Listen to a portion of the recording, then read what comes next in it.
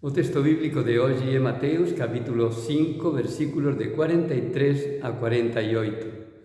Jesús dice aos seus discípulos: Para vocês foi dito: amarás o teu próximo e odiarás o teu inimigo. Porén, eu vos digo: amai os vosos inimigos, rezai por aqueles que vos perseguen. Así seréis fillos de voso Pai que está nos ceus. Ele manda a xuva sobre bons e maus e fai saír o sol sobre justos e injustos. E prosegue dicendo: que adianta só amar a aqueles que nos aman?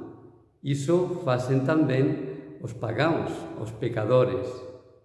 Vocês façan como voso Pai, sellan perfeitos como Ele é perfeito. Se onten a xente falaba do respeito ao próximo, hoxe damos un paso para a frente e falamos do amor ao inimigo. En este proceso cuaresmal de conversión que estamos vivendo, hoxe se nos coloca o maior desafío que a xente pode imaginar: amar aqueles que non nos aman, amar aqueles que non nos caen ben. En realidade, este amor que Jesús nos pede, ese amor aos inimigos, é o único amor verdadeiro.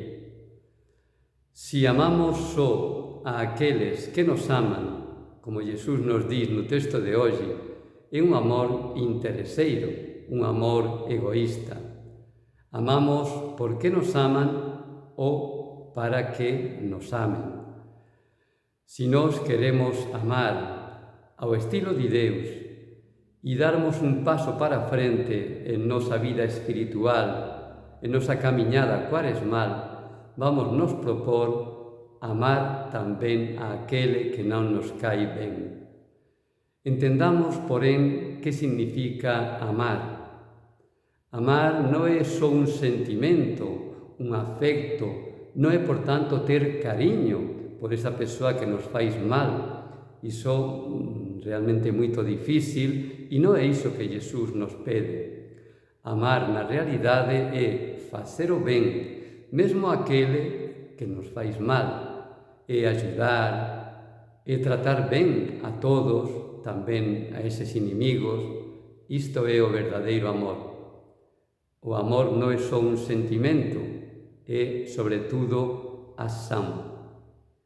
E o motivo que Jesús nos dá neste texto para amar así a esas persoas é que Deus nos ama así. Deus non faz distinción de persoas, non exclui ninguén do seu amor.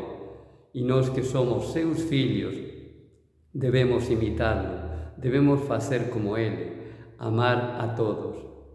En realidade, Deus já nos deu esa capacidade. Todos nós temos a capacidade de amar. Se trata, por tanto, de expresar ese amor que há dentro de nós que Deus colocou. Todos nós temos capacidade de amar. Exercitémonos no amor tamén con aqueles que nos custa máis amalos. E, en realidade, se a xente pensar ben, non existen inimigos. O inimigo é unha construción mental nosa. Existen, sim, persoas que pensan diferentes de nós e que non responden ás nosas expectativas. Porén, iso é un direito deles. A esas persoas que non pensan como nós e non responden ás nosas expectativas, nós as chamamos inimigos. Porén, en realidade, eles non son. Son persoas diferentes de nós. Se a xente entender isto, tal vez deixaremos de enxergar inimigos onde non existen.